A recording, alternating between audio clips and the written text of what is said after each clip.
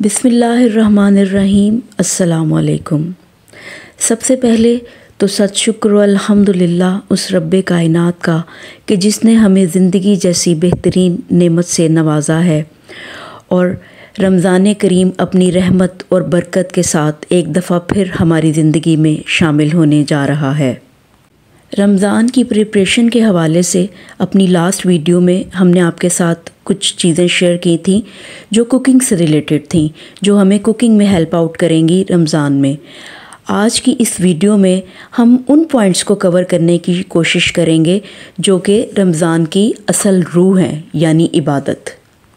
इबादत कैसे की जाए और वो कौन से काम रमज़ान की आमद से पहले कर लिए जाएं ताकि हमें इबादत करने में आसानी और सहूलत हो सके। इसमें सबसे फ़र्स्ट पॉइंट जो है वो है नमाज की रेगुलरिटी। नमाज सारा साल हर मुसलमान पर फ़र्ज़ है और इसकी कोई मुआफ़ी नहीं है। कोशिश करें कि सारा साल बाकायदगी से नमाज अदा करें, लेकिन किसी भी गफलत या कोताही की सूरत में अगर आप नमाज नहीं अदा कर पाते हैं तो कोशिश करें कि रमज़ान के इस बरकत और रहमत वाले महीने में नमाज की बाकायदगी को अपना शुआर बनाएं और कोशिश करें कि नमाज को अव्वल वक्त में अदा करें। और इसके लिए ज़रूरी है कि आप अपने प्रेइंग रग्स वगैरह की धुलाई कर लें। ना सिर्फ ये कि प्रेइंग रग्स की धुलाई कर लें, बल्कि जो चादरें और जो कारपेट्स और जो भी आप शीट्स वगैरह जाए नमाज के नीचे यूज़ करते हैं, बिछाने के काम आते हैं, जो उनकी भी जो है वो वॉशिंग करके उनको भी साफ़ सुथरा कर लिया जाए रमज़ान से पहले, तो इसमें आपके लिए आसानी होगी। कोशिश करें कि 1-2 चादरें नमाज के लिए मखसूस कर दें। नमाज पढ़ने के लिए आप जो भी हिजाब लेते हैं या चादर लेते हैं वो कोशिश करें कि आप प्रेइंग रग्स के करीब ही रखें। जहाँ पे आपने अपने प्रेइंग रग्स रखे हुए हैं वहाँ साथ ही आप एक चादर या हिजाब रख दें, ताकि जैसे ही आप नमाज के लिए इरादा करें आपको हर चीज़ एक ही जगह पे मिल जाए और आपको आसानी हो और इस तरह हैज़ल नहीं होगी। क्योंकि बाज़ दफ़ा ऐसा होता है कि कुछ हमारे दुपट्टाज़ ऐसे होते हैं जो पूरी तरह से हमें कवर नहीं कर पाते हैं, तो नमाज के लिए आप अगर कोई चादर मखसूस कर देंगे तो उसमें आपको बहुत आसानी हो जाएगी। और सिर्फ फ़र्ज़ नमाज ही नहीं बल्कि रमज़ान के महीने में नवाफ़िल की तरफ भी अपना फ़ोकस करें और नवाफ़िल अदा करने की भी कोशिश करें। और कौन कौन से नवाफ़िल हमें पढ़ने चाहिए उसका ज़िक्र हम आगे वीडियो में करते हैं। नमाज के बाद दूसरी चीज़ जो आती है, जो सबसे अहम है रमज़ान करीम के हवाले से, वो है तिलावत कुरान पाक। कुरान पाक को कसरत से पढ़ा जाता है इस बाबरकत महीने में। कोशिश कीजिए कि इस महीने में ज़्यादा से ज़्यादा तिलावत कुरान पाक की जाए। और एक चीज़ वो ये कि कोशिश करें कि कुरान को तर्जुमे के साथ पढ़ा जाए। अगर आप पूरा कुरान तर्जुमे के साथ नहीं पढ़ सकते तो आप चंद सूरतों से शुरुआत कर सकते हैं।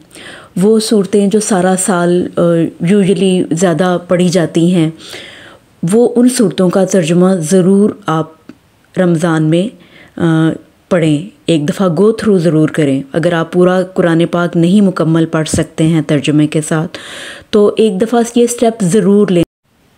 आप जिस जगह पर भी कुरान पाक रखते हैं, वो ख़्वाह कोई कैबिन है, कैबिनेट है, कोई ड्रॉ है, या ऐसी जगह जहाँ पे भी आप कुरान पाक और इससे रिलेटेड चीज़ें रखते हैं, उसको भी साफ़ सुथरा कर लें। उसकी भी सफाई ज़रूरी है। और ना सिर्फ ये बल्कि इसमें बच्चों को भी इन्वॉल्व करें। बच्चों को इस चीज़ में इन्वॉल्व करें कि बच्चे इस्तक़बाल रमज़ान में आपकी मदद करें और उनके अंदर ये जज्बा पैदा हो कि रमज़ान से पहले रमज़ान की तैयारी में पार्टिसिपेट किया जाए। कुरान पाक, मजमूए वज़ाइफ़ और तमाम उन इस्लामिक मटेरियल को अरेंज करके रख लिया जाए जिनका मुताला आप इस रमज़ान में करना चाहते हैं, और उन सूरतों और आयात को टैग्स लगा लें जिसका तर्जुमा आप इस दफ़ा अपना टारगेट बनाते हैं कि आप इन सूरतों का तर्जुमा आप इस रमज़ान में ज़रूर पढ़ेंगे और उसकी तफसीर जानने की कोशिश करेंगे। उनमें सूरह काफ है, جیسا کہ سورہ کاف سنت نبی صلی اللہ علیہ وسلم ہے کہ جمعہ کے دن سورہ کاف کی ریسیٹیشن کرنی چاہیے، تو اسی طرح سے سورہ کاف کا ترجمہ کیا جا سکتا ہے، پڑھا جا سکتا ہے۔ سورہ یاسین جو کہ دل ہے قرآن پاک کا، سورہ یاسین کا ترجمہ پڑھ لیں۔ اس کے بعد سورہ ملک جو کہ عذاب قبر سے بچاتی ہے، اور عشاء کے بعد اس کی بہت فضیلت ہے سورہ ملک کی تلاوت کرنے کی، تو سورہ ملک کا ترجمہ پڑھ لیں۔ سورہ رحمان ہے، یہ وہ خوبصورت صورتیں ہیں قرآن کی جس کا ترجمہ آپ ضرور پڑھیں اگر پورے قرآن کا ترجمہ نہیں پڑھ سکتے ہیں تو، اور اگر آپ ترجمے کے ساتھ قرآن پڑھتے ہیں تو یہ سب سے بیسٹ ہے۔ لیکن یہ ان لوگوں کے لیے ہے جو قرآن کو عربک میں پڑھتے ہیں اور تلاوت کرتے ہیں، تو ان کے لیے یہ ہے کہ وہ انیشیل سٹیپس ضرور لیں، کچھ صورتوں سے شروع کریں اور پھر آہستہ آہستہ پورے قرآن کا ترجمہ مکمل کر لیں۔ سورہ واقعہ، سورہ مزمل، سورہ مدثر، یہ وہ خوبصورت صورتیں ہیں کہ ان صورتوں کے ترجمے سے شروعات کی جا سکتی ہے۔ اپنا ایک ٹارگٹ ضرور بنائیں کہ میں نے اس رمضان میں یہ ٹارگٹ اچیو کرنے کی کوشش کرنی ہے، میں نے ترجمے سے پورا قرآن مکمل کرنا ہے، میں نے نوافل ادا کرنے ہیں، میں نے اپنی پرسنالٹی میں کوئی ایسا چینج لے کے آنا ہے، تو اس کے لیے آپ کوشش ضرور کریں، ایفرٹ کریں اس ٹارگٹ کو اچیو کرنے کے لیے، اپنے آپ کو کوئی گول دیں، اپنے لیے بھی اور اپنے بچوں کے لیے بھی، اور پھر اس پہ فوکس کریں اور اس کو اچیو کرنے کی کوشش کریں۔ جی، مجتبیٰ نے قرآن کیبنٹ کی اچھی طرح سے صفائی کر کے اس کو ارینج کر کے رکھ دیا ہے، اور اب باری ہے پرینگ ایریا کی صفائی کی۔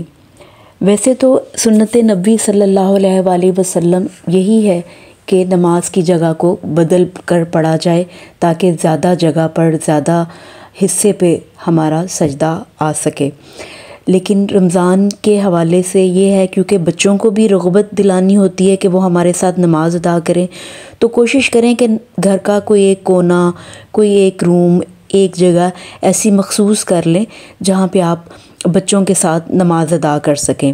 اور کیونکہ رمضان میں تلاوت بھی کرنی ہوتی ہے قرآن پاک کی، تو اس کے لیے بھی آپ کو تھوڑا ایسا پیسفل ایریا چاہیے ہوتا ہے کہ جہاں پہ آپ سکون کے ساتھ قرآن کریم کی تلاوت کر سکیں۔ کیونکہ رمضان رحمتوں کے نزول کا مہینہ ہے، تو کوشش کریں کہ اللہ سے خوب جی بھر کے مانگیں، اللہ سے دعا مانگیں اپنے لیے، اپنی اولاد کے لیے، اپنے ماں باپ کے لیے، اپنے پیاروں کے لیے، اور وہ ان کے لیے کہ جو اب اس دنیا میں اپنے لیے دعا کرنے کے لیے نہیں ہیں۔ نوافل کا اہتمام کریں، جب بھی آپ سحری بنانے کے لیے اٹھیں کچھ دیر پہلے اٹھ جائیں اور کوشش کریں تہجد کے نوافل ادا کر لیں۔ وہ ڈیپینڈ کرتا ہے آپ کے پاس کتنا ٹائم ہے، اس حساب سے اپنی استطاعت کے مطابق کوشش کریں کہ تہجد کے نوافل ضرور ادا کریں۔ اور اس کے علاوہ جمعے کے دن تسبیح نماز، یہ بھی ایک نفلی عبادت ہے، نفلی نماز ہے، وہ خود بھی ادا کریں، اپنے بچوں کو بھی سکھائیں تاکہ وہ بھی صلاۃ التسبیح ادا کرنے کے قابل ہوں۔ صلاۃ التراویح جو کہ صرف رمضان میں ہی ادا کی جاتی ہے، اس کا بھی اہتمام کریں۔ اور نماز تراویح کا ایک حسن یہ ہے کہ اس میں مکمل قرآن کو سنا اور پڑھا جاتا ہے، تو کوشش کریں کہ نماز تراویح کا بھی اہتمام کریں۔ اپنی ڈیلی روٹین کو مینیج کر لیں اور اس کی پلاننگ کر لیں، اس سے یہ فائدہ ہوگا کہ آپ کو فرض عبادت کے ساتھ ساتھ نفلی عبادت کرنے کا بھی موقع مل سکے گا۔ پرینگ ایریا کو سیٹ کرنے کے بعد بچوں کا فیورٹ کام ہے پرینگ رگز پر خوشبو لگانا، اور خوشبو لگانا سنت نبوی صلی اللہ علیہ وآلہ وسلم بھی ہے۔ جس جگہ پر بھی آپ قرآن پاک پڑھتے ہیں، جو رائٹنگ ڈیسک ہے یا ٹیبل ہے، آپ اس کے کور وغیرہ کی اچھی طرح صفائی کر کے انہیں بھی نیٹ اینڈ کلین کر لیں۔ اور ایک اور چیز کی وضاحت کرنا چاہتے ہیں کہ یہ ضروری نہیں ہے کہ قرآن پاک کے لیے کوئی مخصوص کیبنٹ یا کیبن ہی ہو، آپ اس کے لیے ایک چھوٹی سی باسکٹ بھی تیار کر سکتے ہیں جس میں آپ جتنی بھی چیزیں جو ریلیٹڈ ہیں قرآن کی تلاوت سے اور جو آپ کو چاہیے وہ آپ اس کے اندر رکھ سکتے ہیں۔ آپ مجموعہ وظائف اور وہ قرآنی آیات، وہ قرآنی دعائیں جو کہ اذکار میں شامل ہوتی ہیں صبح شام، آپ ان تمام چیزوں کو ایک باسکٹ میں ارینج کر کے رکھ سکتے ہیں۔ اور اس طرح کی باسکٹ کو کیری کرنا بھی بہت آسان ہے۔ آپ کہیں پہ بھی کیونکہ ایک مخصوص جگہ پہ بیٹھ کر بھی مشکل ہو جاتا ہے ہر وقت، تو اگر آپ اس باسکٹ میں سب کچھ ارینج کر کے رکھ لیں گے تو اس سے یہ فائدہ ہوگا، آپ اس کو کہیں پہ بھی، آپ لاؤنج میں چلے جائیں، آپ لان میں بیٹھ کے پڑھنا چاہیں، چھت پہ پڑھنا چاہیں، ٹیرس پہ، جہاں پہ بھی آپ کو سہولت ہو، آپ اس باسکٹ کے ساتھ جس کے اندر آپ ریلیونٹ چیزیں رکھ سکتے ہیں، جیسا کہ قرآن، تسبیح، کاؤنٹر۔ اگر آپ آپٹیکلز یوز کرتے ہیں، گلاسز یوز کرتے ہیں قرآن پاک پڑھنے کے لیے، وہ حجاب، ٹوپی، اس طرح کی چیزیں آپ رکھ دیں باسکٹ میں، اور باسکٹ آپ کی تیار ہو جائے گی رمضان کے لیے۔ اور ایک صاف ستھرا میٹ یا کوئی کپڑا بھی اس کے اندر ضرور رکھیں، تاکہ آپ جس جگہ پہ بھی بیٹھ کے قرآن پاک پڑھیں تو وہاں پہ یہ صاف ستھرا کپڑا بچھا کر آپ اس کے اوپر قرآن پاک رکھیں اور قرآن پاک کی تلاوت کر سکیں۔ نماز، قرآن اور نوافل کی ادائیگی کے بعد بات کرتے ہیں صبح شام کے اذکار کی۔